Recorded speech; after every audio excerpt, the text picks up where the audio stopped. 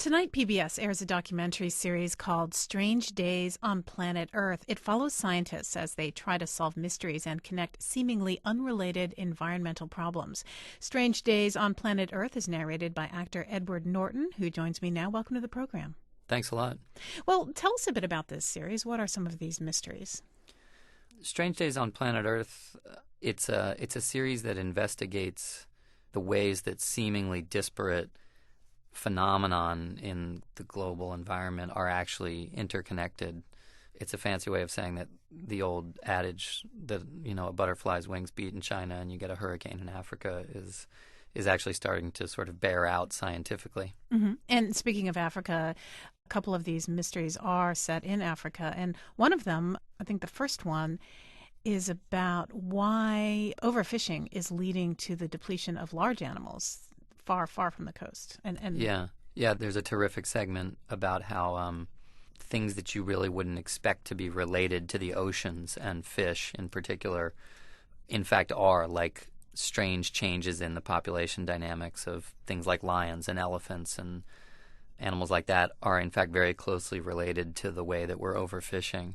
I pay attention to a lot of this stuff. I grew up with a father in the environmental movement, and this stuff was as amazing to me as to anybody. It's just things you would never, ever believe could be directly interconnected, in fact, are being shown to be very closely tied together. Yeah, I think the sardine segment was particularly eyebrow-raising because here you have a problem this scientist notices, periodic strange smell near her house off the coast of Namibia.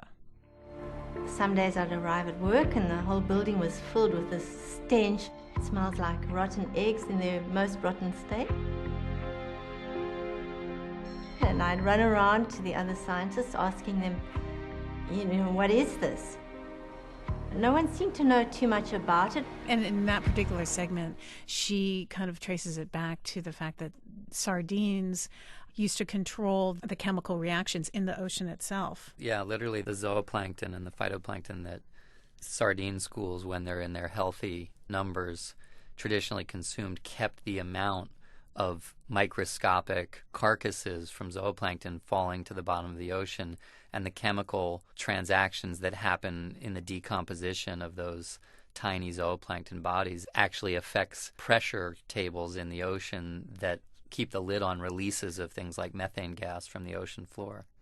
Now, how did you get interested in environmental activism? You mentioned that your father is a conservation advocate. Is that how you got your start? Yeah, I grew up in the movement to some degree because of my father's work. And really, just to be honest, too, just a lot of my young life I spent kicking around and, in the outdoors, climbing and diving and things like that. And so I've become increasingly convinced that the issue of environmental sustainability, and that in particular the climate issue, is going to end up being the issue of our time. I think, in 1,000 years, I don't suspect that people will be looking back and examining even the particulars of our geopolitical tensions and things like that as much as they will be looking back and saying that was the moment at which the human race collectively realized that it was altering the environment in a way that wasn't sustainable. And the way we choose to answer that challenge is, I think, almost certainly going to be our legacy. Either we will fail to rise to it and the world will end up being